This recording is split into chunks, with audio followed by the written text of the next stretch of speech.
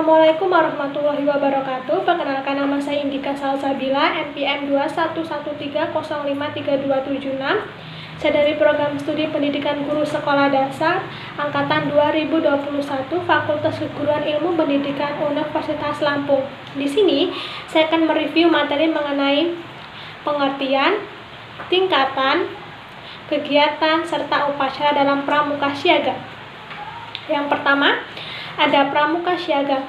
Pramuka Siaga adalah pramuka yang anggotanya berusia 7-10 tahun, di mana kata siaga sendiri terinspirasi dari sejarah perjuangan bangsa Indonesia yang ditandai dengan lahirnya Budi Utomo pada tahun 1908, di mana pada saat itu rakyat Indonesia menyiagakan diri untuk mencapai kemerdekaan Indonesia.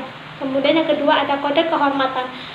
Kode kehormatan merupakan serangkaian ketentuan dasar yang harus dijalankan oleh anggota pramuka dalam bertingkah laku sehari-hari. Dalam Pramuka Siaga sendiri, kode kehormatannya ada dua. Ada kode yang dinamakan dengan Dwi Satya dan Dwi Dharma. Yang pertama, Dwi Satya berisi, demi kehormatanku, aku berjanji akan bersungguh-sungguh. 1. Menjalankan kewajibanku kepada Tuhan Yang Maha Esa, Negara Kesatuan Republik Indonesia, dan peraturan keluarga. Yang kedua, setiap hari berbuat kebaikan. Kemudian ada Dwi Dharma. Dwi Dharma berisi siaga berbakti kepada ayah dan ibundanya. Kemudian siaga berani dan tidak putus asa. Setelah itu, dalam Pramuka Siaga ada tingkatan. Tingkatan dalam Pramuka Siaga ada 3. Ada mula, bantu, dan tata. Yang pertama ada mula.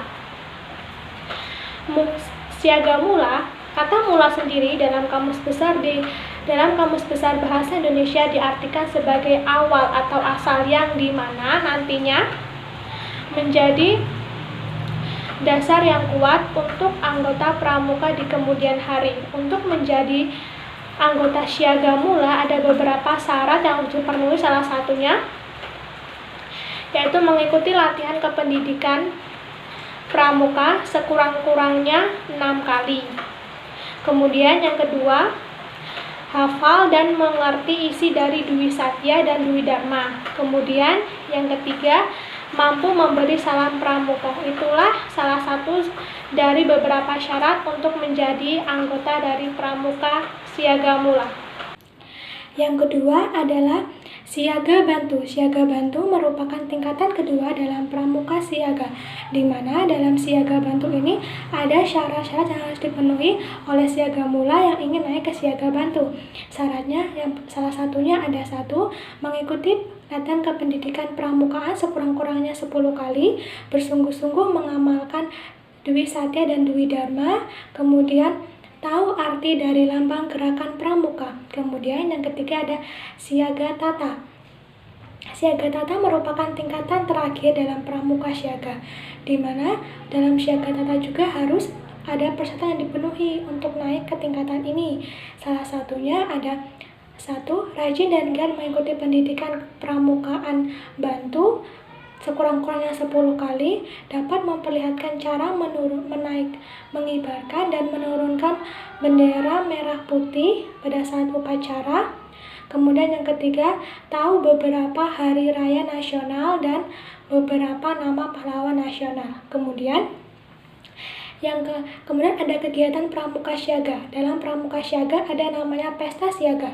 Pesta Siaga merupakan perkumpulan dari anggota-anggota siaga yang dimana di dalamnya itu ada beberapa kegiatan seperti bermain bersama, seperti menyusun puzzle, kemudian mencari jejak, kemudian ada bazar di mana Pramuka Siaga yang menjual produk, kemudian yang membeli adalah masyarakat umum.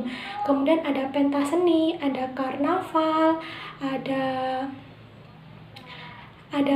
perkemahan sehari yang dilakukan pada siang hari. Kemudian ada Dharma Wisata, yaitu Pramuka Siaga mengunjungi tempat wisata, kemudian Pramuka Siaga menceritakan pengalamannya baik secara lisan ataupun tulisan, dan ada beberapa kegiatan lainnya.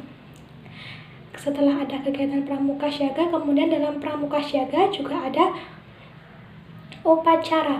Upacara pramuka syaga itu ada upacara terbuka, ada upacara pembukaan dan upacara penutup. Upacara pembuka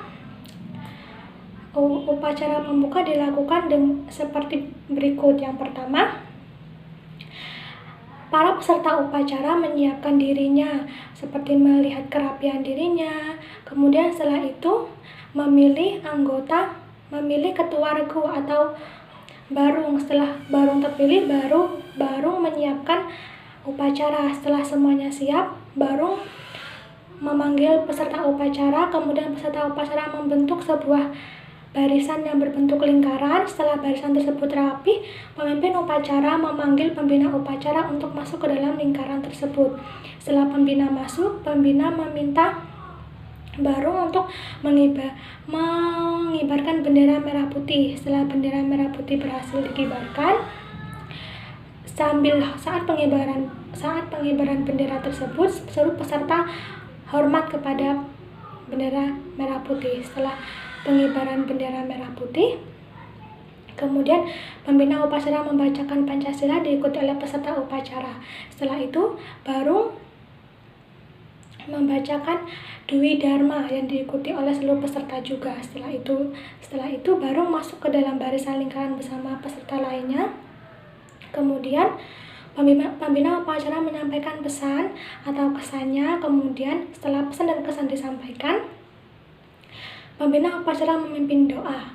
Setelah itulah beberapa gambaran mengenai upacara pembuka. Yang kedua ada upacara penutup. Upacara penutup dilakukan dengan langkah-langkah sebagai berikut. Pemimpin upacara memanggil teman-temannya, kemudian teman-temannya datang dan membentuk barisan berbentuk lingkaran kembali.